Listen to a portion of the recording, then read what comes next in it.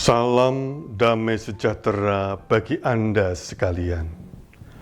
Berjumpa kembali dalam renungan harian Gereja-Gereja Kristen Jawa Klasis Semarang Timur. Saudara, handphone, laptop, mixer, dan barang elektronik lainnya perlu dioperasionalkan dengan baik agar bekerja sebagaimana mestinya. Biasanya disediakan buku panduan, manual di dalam kemasannya. Lalu dengan panduan apakah agar hidup manusia dapat berjalan baik sebagaimana mestinya? Firman Tuhan yang hendak kita dengarkan dari kitab Amsal 8 ayat 12 sampai dengan 16. Aku hikmat, tinggal bersama-sama dengan kecerdasan, dan aku mendapat pengetahuan dan kebijaksanaan. Takut akan Tuhan ialah membenci kejahatan. Aku benci kepada kesombongan, kecongkakan, tingkah laku yang jahat, dan mulut penuh tipu muslihat. Padaku ada nasihat dan pertimbangan, akulah pengertian, padakulah kekuatan.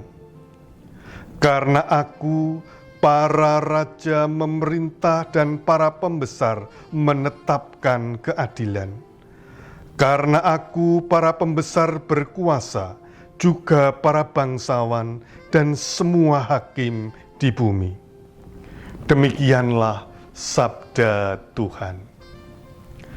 Saudara-saudara yang terkasih, dulu kapal-kapal merapat di pelabuhan dan bersandar, dituntun oleh mercusuar, sehingga mereka tidak kesasar. Dan sekarang dengan teknologi radar, kapal dan pesawat pun dapat dituntun mendarat dengan selamat. Dulu ketika kita melakukan perjalanan, kita perlu membawa peta yang lebar. Sekarang tinggal membuka aplikasi Google Map, maka seketika peta digital terpapar dan akan memberikan arah tujuan. Saudara, demikianlah kita memang perlu tuntunan dan panduan agar selamat dalam perjalanan. Dan Allah telah menghadirkan hikmat dalam diri manusia untuk menuntun hidup kita agar tidak tersesat. Hikmat dalam kitab Amsal ini adalah kebijaksanaan, pengetahuan, pengertian akan apa yang benar, yang baik, yang tulus, yang adil, dan yang jujur. Dan semua itu berasal dari Allah.